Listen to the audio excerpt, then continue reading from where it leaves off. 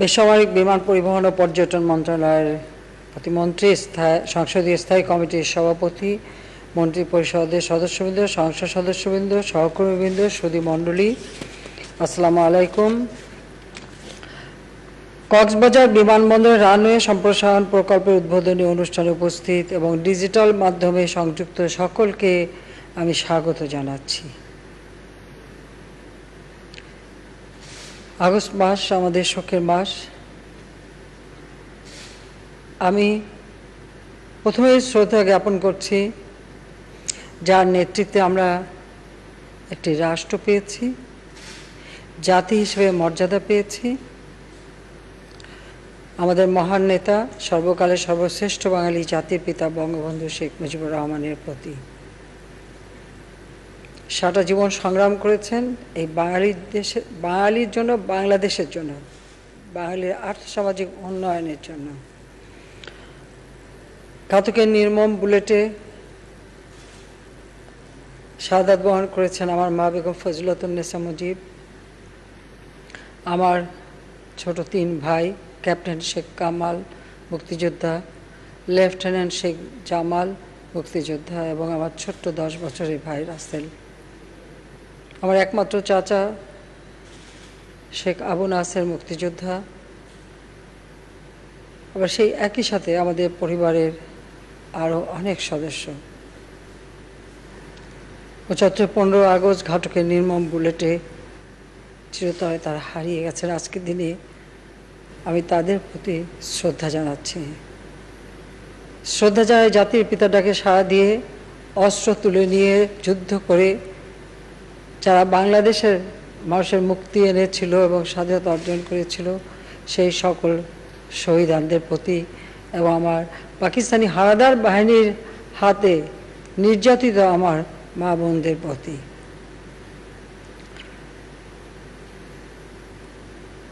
এই আগস্ট মাসের 21শে August grenade হামলায় শাহাদাত বরণ করে আইভি রহমান সহ আওয়ামী লীগের 22 জন নেতাকর্মী। আমি তাদের কথা স্মরণ করি। বাংলার মানুষের মুক্তি অর্জনে সংগ্রামের পথে অনেক মানুষ আত্মত্যাগ করেছে। আজকের দিনে তাদেরকেও আমি স্মরণ করছি, কারণ তাদের এই অবদানের জন্যই আমরা দেশকে ফিরে পেয়েছি, গণতন্ত্রকে ফিরে পেয়েছি, আর যে কারণে দেশের উন্নয়ন করা আমাদের পক্ষে সম্ভব হচ্ছে।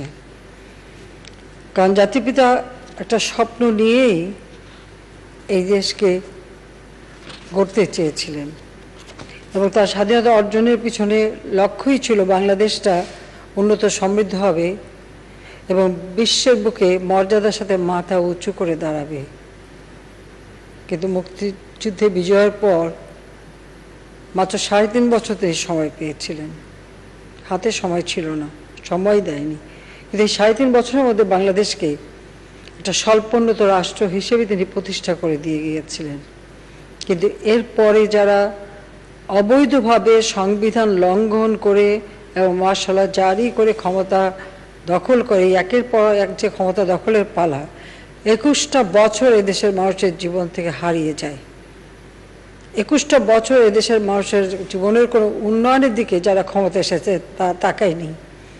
ক্ষমতা তাদের কাছে ভোগের বস্তু ছিল, লুটপাটের জায়গা ছিল, নিজেদের আখের গোছানো ছিল। কিন্তু বাংলাদেশের মানুষ যে অবহেলিত, সেই অবহেলিত থেকে যায়। বাংলাদেশ যতটুকু জাতির পিতা করে গিয়েছিলেন তার থেকেও পিছনে নিয়ে যাওয়া হয়। কিন্তু তিনি যদি বেঁচে থাকতেন, আজকে আমাদের 50 বছর পূর্তি, আমরা স্বাধীনতার এই সুবর্ণ জয়ন্তীতে পালন করছি। জাতির পিতা বঙ্গবন্ধু শেখ মুজিবুর রহমানের জন্মশতবার্ষিকী, মুজিব বর্ষ এবং তার 101তম জন্মবার্ষিকী আমরা উদযাপন করছি। আমি বিশ্বাস করি যে জাতির পিতা যদি আমাদের মাঝে বেঁচে থাকতেন, 40 বছর আগে এই বাংলাদেশ উন্নত সমৃদ্ধ সোনার বাংলা হিসেবে গড়ে উঠত। 21 বছর পর আওয়ামী লীগ যখন সরকার আসে, তখন থেকে আমরা আবার উন্নয়নের পথে যাত্রা শুরু করি। আজকে আমাদের বাংলাদেশ বিমান স্বাধীনতার পরপরই মুজিবনগর সরকার এই বাংলাদেশ বিমান বাংলাদেশে এয়ারলাইন্স প্রতিষ্ঠা করে। জাতির পিতা 10ই জানুয়ারি তিনি পাকিস্তানি হানাদার বাহিনীর কারাগার থেকে মুক্তি পেয়ে দেশে ফিরে আসেন। ফিরে আসার পরেই তিনি দেশ গড়ার কাজে আত্মনিয়োগ করেন এবং বিমান বাংলাদেশ এর সার্বিক উন্নয়নের জন্য তিনি বিভিন্ন পদক্ষেপ হাতে নেন। বাংলাদেশ বিমানে প্রথমে এয়ার বাংলা ইন্টারন্যাশনাল নামে পরিচিত ছিল, কিন্তু পরবর্তীতে এটা বাংলাদেশ বিমান তিনি নাম দিয়েছিলেন এবং এর লোগো তৈরি করবার জন্য আমাদের বিশিষ্ট শিল্পী কামরুল হাসান, আমাদের জয়নাল আবেদিনের নেতৃত্বে কামরুল হাসান সহ আরও কয়েকজন আমাদের শিল্পী, তাদেরকে দিয়ে তিনি একটি কমিটি করে দিয়েছিলেন এবং এই কমিটির মাধ্যমেই কিন্তু আমাদের এই বিমানের লোগো থেকে শুরু করে বিমানের ভিতরে সমস্ত ডিজাইন সব কিছু তারা করে দিয়েছিলেন।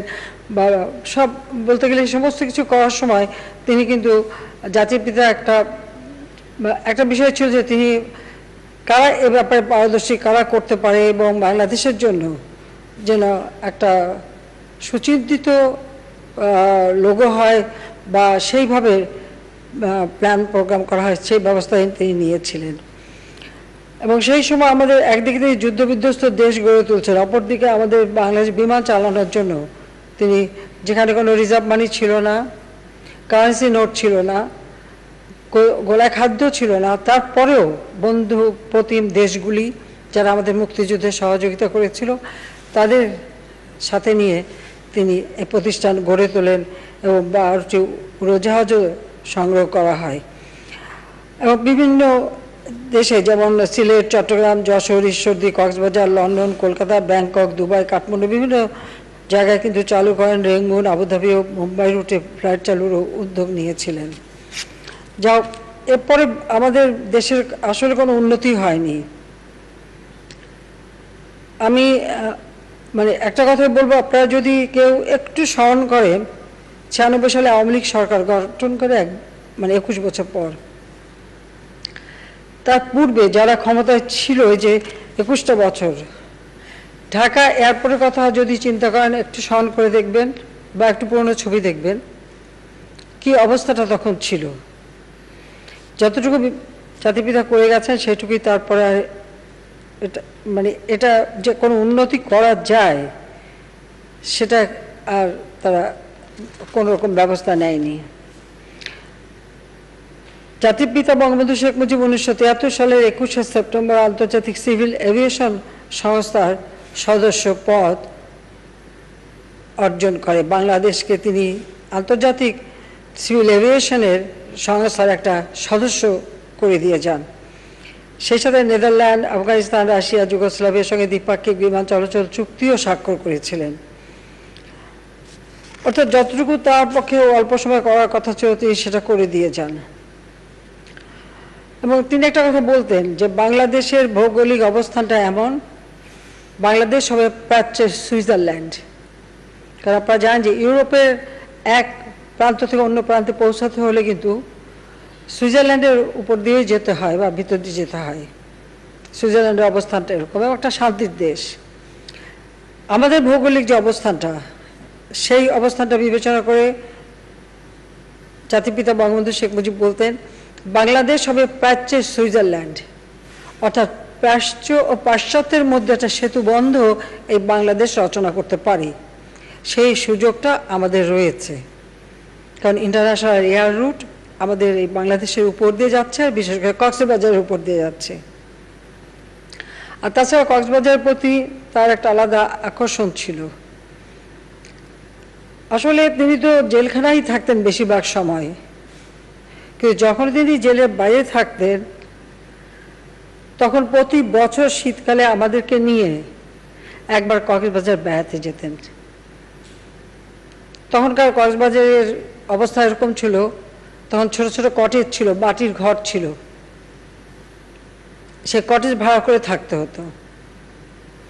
এমনকি আমরা তার সঙ্গে উখিয়াতে গেছি, তখন ঘন জঙ্গল ছিল উখিয়াতে জঙ্গলের পথ বেয়ে আমাদের যেতে হয়েছে। আমরা সেখানে ডাক বাংলোতে ছিলাম, রাতের বেলা বাঘের গর্জনও সেখানে বাঘের ডাক, পাখির ডাক সবই শোনা যেত, হাতি টাতি সবই ছিল। সেখানে হাতি আসতো, বাঘের ডাক শোনা যেত।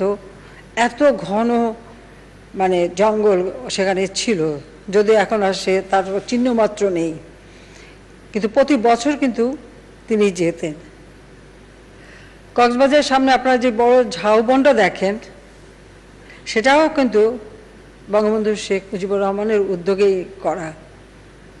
এবং এই কক্সবাজার যে সি বিচ, পৃথিবীর কোনো দেশে এত লম্বা বালুকাময় সি বিচ নাই। ৮০ মাইল লম্বা সি বিচ, যেটাকে আরো উন্নত করে আকর্ষণীয় করা এবং পর্যটন কেন্দ্র গড়ে তোলা তার একটা স্বপ্ন ছিল। আমরা স্পিড বোটে করে একসময় মহেশখালী যাওয়ার চেষ্টা করেছিলাম আমার আব্বার সাথেই, কিন্তু তখন হঠাৎ সাগর খুব রাফ হয়ে যায়, আমরা যেতে পারিনি। কিন্তু আমি পরবর্তীতে সব জায়গায় গিয়েছি, কুতুবদিয়া, মহেশখালী, বদরখালী থেকে শুরু করে টেকনাফ পর্যন্ত সব জায়গায় আমরা ঘুরেছি, এমনকি সেন্ট মার্টিনেও গিয়েছি। কাজে কক্সবাজারটা নিয়ে তার কিন্তু অনেক আকাঙ্ক্ষা ছিল, স্বপ্ন ছিল যে একটা আন্তর্জাতিক মানের পর্যটন কেন্দ্র হিসেবে গড়ে উঠবে, দেশি বিদেশি পর্যটকরা আসবে, যেটা বাংলাদেশের ভাবমূর্তি উজ্জ্বল হবে আর বাংলাদেশ আর্থিকভাবে আরও স্বাবলম্বী হবে। এবং আপনারা জানেন যে সমুদ্র সীমা আইন জাতিপিতা বঙ্গবন্ধু শেখ মুজিবুর রহমান ১৯৭৪ সালে করে দিয়ে যান, কিন্তু সব স্বপ্নই অধুরা থেকে যায় ৭৫ 15 আগস্টের পর। আর প্রশ্ন হচ্ছে যে যারা পরবর্তীতে ক্ষমতায় আসে তারা তো অনেক বড় বড় কথা বলেই এসেছিল, জাতির পিতার প্রতি অনেক উৎসাহ রচনা করেছিল এবং বাংলাদেশের স্বাধীনতা মুক্তিযুদ্ধের সব চেতনাগুলি নষ্ট করেছিল। তা তো দেশের উন্নয়নে কাজ করেনি, কারণ তারা বাংলাদেশের স্বাধীনতায় বিশ্বাসই করতো না। জিয়াউর রহমান, এরশাদ, খালেদা জিয়া এরা কেউই বাংলাদেশের স্বাধীনতাও বিশ্বাস করে না, বাংলাদেশের সাধারণ মানুষের উন্নতিতেও বিশ্বাস করে না। তাই যদি করতো তাহলে 12 বছরের মধ্যে আমরা যেটা করতে পেরেছি 21 বছরে তাহলে তারা করতে পারতো, করেনি, তারা করবে না। যাক, আমরা 96 সালে সরকারে আসার পরই প্রথম পদক্ষেপ নিই এবং আপনারা জানেন যে আমরা চট্টগ্রাম আন্তর্জাতিক বিমানবন্দর, সিলেট আন্তর্জাতিক বিমানবন্দর প্রতিষ্ঠা করি, ঢাকা আমাদের বিমানবন্দরকে আমরা উন্নত করি। 96-এর আগে ওখানে কোনো বোর্ডিং ব্রিজ ছিল না, আমরা যারা প্লেনে যেতাম সে যে সিঁড়ি বেয়ে উঠে আবার নিচে নেমে পায়ে হেঁটে প্লেনে উঠতে হতো, বলতে গেলে কিছুই ছিল না।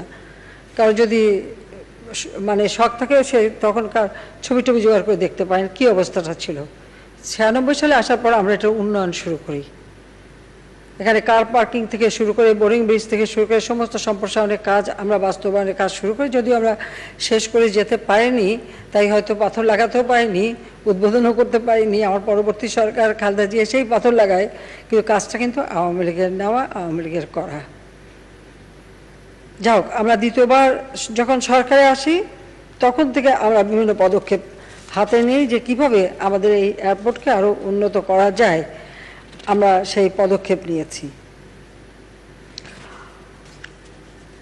2008-এর নির্বাচন যখন হয়, সেই নির্বাচনী আমরা ইশতেহারে ঘোষণা দিয়েছিলাম যে আজকে আমরা যে কাজগুলি করছি এগুলি সবই আমাদের নির্বাচনী ইশতেহারে কিন্তু আমরা দিয়েছি। তাছাড়া আমরা সরকার আসার পরে পঞ্চবার্ষিকী পরিকল্পনা হাতে নিই।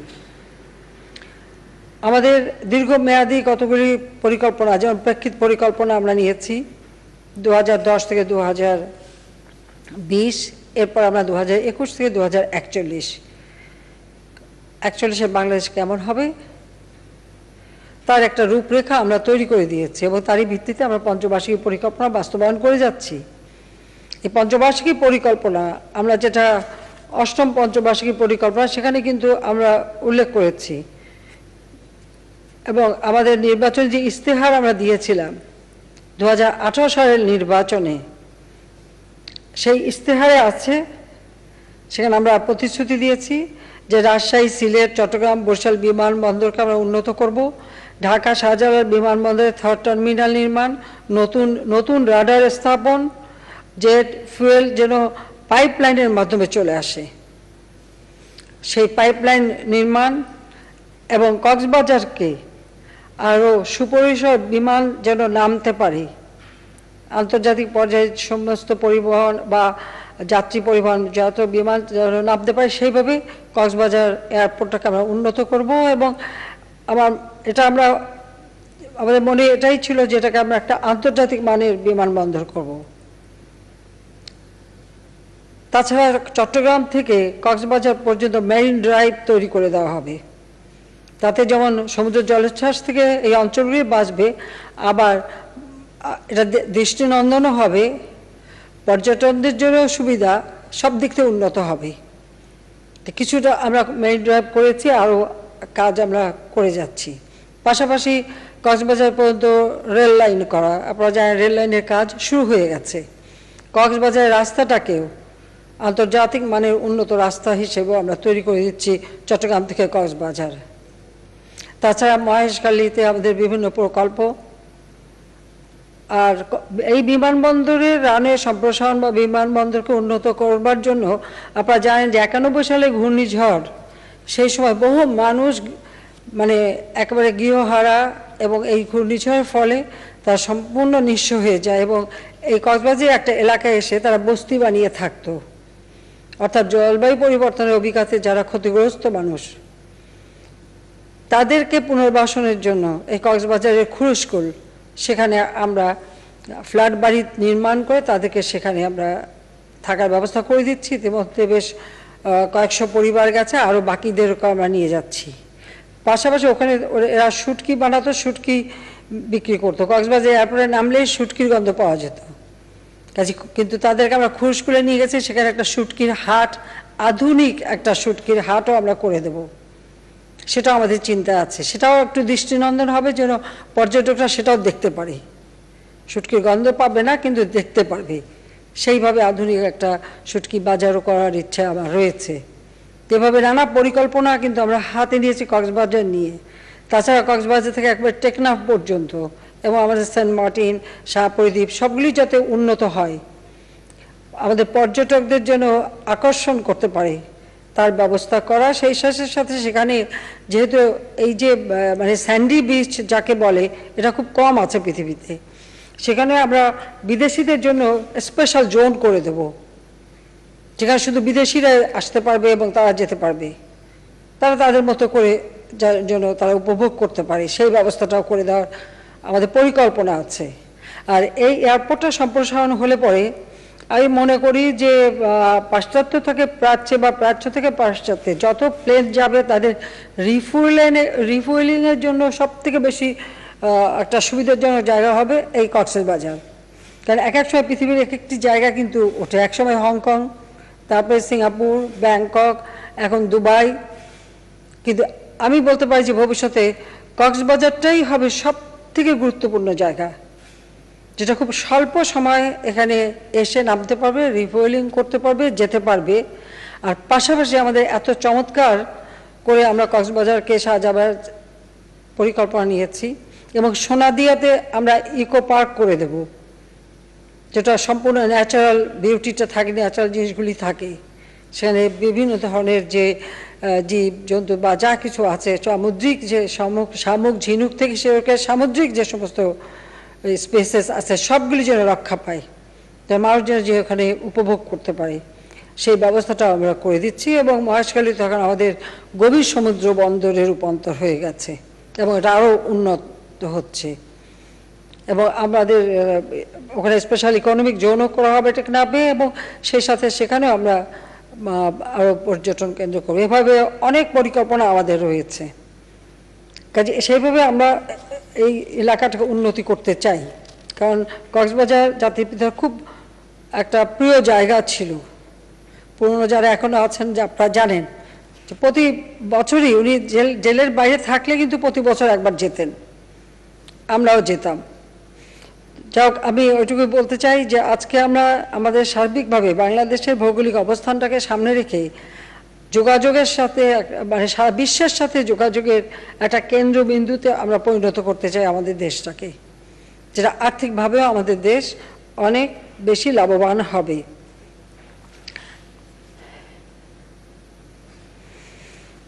ইতিমধ্যে আপনারা জানেন যে আমরা আমাদের দেশের উন্নয়নে অনেকগুলি কাজ করেছি, এবং বিমানে আওয়ামী লীগ সরকার ক্ষমতা আসার আগে যারা চলেছেন নিশ্চয়ই তো আপনাদের মনে আছে বিমানগুলির কি দুরবস্থা ছিল। আকাশপথে যেতে যেতে পানি পড়তো, এন্টারটেনমেন্টের কোনো ব্যবস্থা ছিল না, ঝরঝরে প্লেনগুলি। আমি আমাদের পাইলটদের বলতাম যে তাদেরকে আমাদের স্পেশাল পুরস্কার দেওয়া উচিত যে এই ধরনের প্লেন তারা চালাতে পারে, কারণ তারা এত দক্ষ। কারণ আমার একটা অভ্যাস ছিল, আমি যে বসতাম অনেক সময় ককপিটেও যেতাম অনুমতি নিয়ে, কথাও বলতাম, জিজ্ঞেস করতাম তাদের সমস্যা কী। কিন্তু আমাদের প্রবাসে 1 কোটির কাছাকাছি মানুষ থাকে, তারা কিন্তু আমাদের নিজস্ব প্লেন পেলেই সেখানে চড়তে চায়, তাতে যত কষ্টই হোক। কিন্তু যে অবস্থার মধ্যে দিয়ে চলতে হতো, কারণ আমি নিজে সবসময় বিদেশে গেলে আমি তো প্রায় যেতাম বিদেশে, কাজে আমার বিমানে সেই তিক্ত অভিজ্ঞতা আছে। কিন্তু তারপরে মনে হতো নিজের দেশের জাহাজে যাচ্ছে, এটাই সবচেয়ে বড় কথা ছিল। তো যাক, সেই দুঃখ দূর করবার জন্য সরকার আসার পর থেকে আমরা এ পর্যন্ত আমরা যে 2008-এ নির্বাচনে জয়ী নয় সরকার গঠন করেছি, তারপর থেকে আমরা বোয়িং কোম্পানির থেকে ড্রিম লাইনার সহ মোট 16টা অত্যাধুনিক বিমানবন্দরে যুক্ত করেছি। এগুলোর মধ্যে যেমন 4টি বোয়িং 777, 2টা বোয়িং 737 ও 4টা বোয়িং 7878, 2টি বোয়িং 7879 এবং 4টি -8। এই অত্যাধুনিক বিমানগুলি আমরা সংযুক্ত করেছি। আমাদের এখন প্রচেষ্টা রয়ে গেছে আন্তর্জাতিক রুটে যেখানে যেখানে আমরা যাচ্ছি আরও কয়েকটি দেশে যাওয়ার, যেমন নিউ ইয়র্ক, টরন্টো, সিডনির মতো দূরত্ব আমরা এই দূরত্বে চলার মতো আমাদের ড্রিম লাইনার আছে, বিমান আছে, আমরা সেগুলি করছি। আর বিশেষ করে আমাদের দক্ষিণ এশিয়া এবং দক্ষিণ পূর্ব এশিয়ার দেশগুলি, তাদের সাথে আমাদের যোগাযোগটা বাড়াতে হবে। দক্ষিণ পূর্ব এশিয়ার দেশগুলির সাথে আমাদের যোগাযোগ হলে আমাদের ব্যবসা বাণিজ্য সম্প্রসারণ হবে। আমরা শুধু এই পশ্চিমাদের দিকে মুখ করে থাকবো না, পাশাপাশি আমরা অন্যান্য যে সমস্ত দেশগুলি আছে আমাদের বন্ধু, সেখানেও আমাদের বিমান যাতে যায় ভবিষ্যতে আমরা সেই চেষ্টাই করব। আমরা আমাদের যে সৈয়দপুর বিমানবন্দর, এই বিমানবন্দরটাকেও আমরা উন্নত করতে চাচ্ছি। এটা একটা আঞ্চলিক বিমানবন্দর হিসেবে যেন উন্নত হয়, যাতে আমাদের যেমন ভুটান, নেপাল বা ভারতের কয়েকটি রাজ্য এই বিমানবন্দরটা ব্যবহার করতে পারি, সেইভাবে এটাকে একটা আঞ্চলিক বিমানবন্দর হিসেবে আমরা উন্নত করতে চাই। আর সিলেট সেটা ইতিমধ্যেই আন্তর্জাতিক বিমানবন্দর, সেখানেও যেমন মেঘালয়, আসাম বা ওই অনেক ভারতের অনেক রাজ্য থেকেও তারা আমাদের এই বিমানবন্দর ব্যবহার করতে পারে। চট্টগ্রাম বিমানবন্দরটাকেও আন্তর্জাতিক বিমানবন্দর, সেখানেও যেমন আমাদের ত্রিপুরা থেকে শুরু করে ভারতের অনেক প্রদেশ আমাদের এটা ব্যবহার করতে পারে। আমরা সেভাবে একটা আন্তর্জাতিক সহযোগিতা তৈরি করা এবং সেভাবে উন্নত করা, সেই চিন্তা আমাদের মাথায় রয়েছে। আমরা সেভাবেই এগুলিকে অত্যাধুনিক করতে চাই। কাজে যারা বিমানে কাজ করেন তাদেরকে আমি অনুরোধ করব যে সততার সাথে, দক্ষতার সাথে এটা পরিচালনা করবেন। সিভিল এভিয়েশন নিরাপত্তা থেকে শুরু করে, মানে আমি বলবো যে একটা আন্তর্জাতিক মানের যাতে হয় সেটা আপনারা দেখবেন। তাছাড়া আমাদের হযরত শাহজালাল এয়ারপোর্টে অত্যাধুনিক 3rd টার্মিনাল তৈরি হচ্ছে, যেটা সব থেকে মডার্ন একটা এয়ারপোর্ট হিসেবে যাতে গড়ে ওঠে, আমরা সেভাবেই কাজ করছি। আমি ধন্যবাদ জানাই যে এই করোনার মধ্যেও তারা কাজ করে যাচ্ছেন। কাজে আমরা সবচেয়ে দুর্ভাগ্য যে আমরা এই যে 16টা বিমান নতুন নিলাম, কিন্তু আমরা আর চালাতে পারছি না। তার কারণ হচ্ছে করোনার কারণে সমস্ত যাতায়াত বন্ধ, সব কিছু বন্ধ। এটা আমাদের জন্য সত্যিই খুব একটা দুঃখের বিষয়। তো আমরা মানে যখনই আমরা প্রস্তুতি নিলাম তখনই করোনা এসে আমাদের সব কিছু স্থবির করে দিল। তো যাই হোক, আমরা বিশ্বাস করি যে আল্লাহর রহমতে এখান থেকে আমরা মুক্তি পাব। তবে আমাদের আমি মনে করি যে আমাদের বেসামরিক বিমান চলাচল কর্তৃপক্ষ ইতিমধ্যে ক্যাটাগরি 1-এ উন্নীত হয়েছে। এটা উন্নীত করার জন্য আমরা কাজ করে যাচ্ছি এবং আমি বিশ্বাস করি আমরা ক্যাটাগরি 1-এ উন্নীত হতে পারবো খুব শিগগিরই। সেইভাবেই দক্ষতার সাথে কাজ করে যাচ্ছি এবং এর সঙ্গে যারা কর্মরত তারা আরও আন্তরিকতার সাথে কাজ করেন যেন আমরা ক্যাটাগরি 1 হিসেবে উন্নীত হতে পারি, তাহলে আন্তর্জাতিক অনেক জায়গায় আমরা যেতে পারবো, যাতে আমাদের প্রবাসী বাঙালিরাই সবচেয়ে বেশি সুবিধা হবে। আমরা প্রত্যেকটা বিমানবন্দরের উন্নয়নে কাজ করে যাচ্ছি। আর তাছাড়া আমাদের আমি মনে করি আমাদের আরও বেশি কাজ করা দরকার, কারণ আমরা চাই বিমানের, এমনকি আমাদের বিমানবালাদের পোশাক সেই জাতিপিতা বঙ্গবন্ধু শেখ মুজিবুর রহমান থাকতে যে ডিজাইন, যে প্ল্যান যা দিয়ে গিয়েছিলেন ঠিক সেরকমই ছিল। তবে যেহেতু পৃথিবীর বিভিন্ন দেশে আমাদের বিমান যাবে, কাজে সেখানে তাদেরও একটু পরিবর্তন দরকার। পৃথিবীর সব দেশেই একটু পরিবর্তন করে, তা আমরা মূল এটা ঠিক রেখে সেগুলি আমরা পরিবর্তন করে আরও আকর্ষণীয় করে দিয়েছি। সেই সাথে আমাদের আরও আকাঙ্ক্ষা আছে যে বিমান যারা চড়বেন তাদের স্বাভাবিকভাবে আমাদের বিমান যখন কোথাও যায় সেটা তো বাংলাদেশকে রিপ্রেজেন্ট করে, বাংলাদেশের প্রতিনিধিত্ব করে, কাজে সেই দিকেও আমাদের নজর রাখতে হবে। নজর রেখেই আমাদের, আর তাছাড়া এখন আধুনিক প্রযুক্তি সম্পন্ন কিন্তু বিমান এসেছে, সেভাবে আমাদের পাইলট ট্রেনিং, পাইলট তৈরি করা বা ক্রুদের তৈরি করা বা আমাদের বিমানবালাদের তৈরি করা, সেই দিকেও দৃষ্টি দিতে হবে।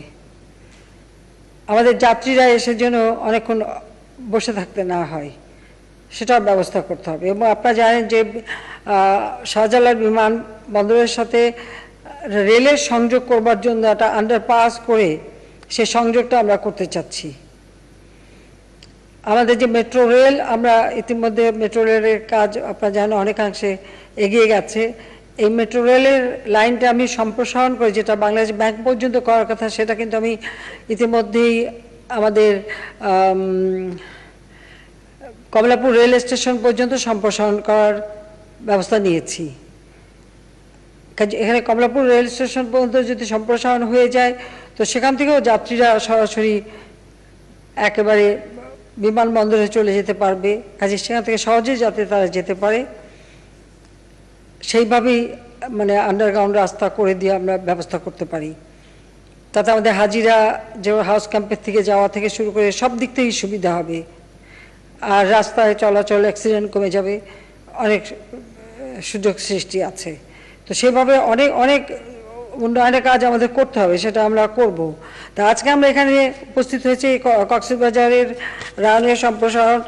এই রানওয়েটা এমনভাবে সম্প্রসারণ করতে চাই যাতে, আমি বললাম যে বিশ্বের সবচেয়ে বড় বড় প্লেনগুলি যেন নামতে পারে, রিফুয়েলিং করতে পারে বা তারা আসতে পারে, এবং আমাদের কক্সবাজার যে পর্যটন কেন্দ্র, এটাকে আরও আধুনিক সুন্দর পর্যটন কেন্দ্র আমরা করবো বিশ্বমানের, তাহলে সেখানে সকলে এসে যেহেতু আমাদের দেশটাকে উপভোগ করতে পারি।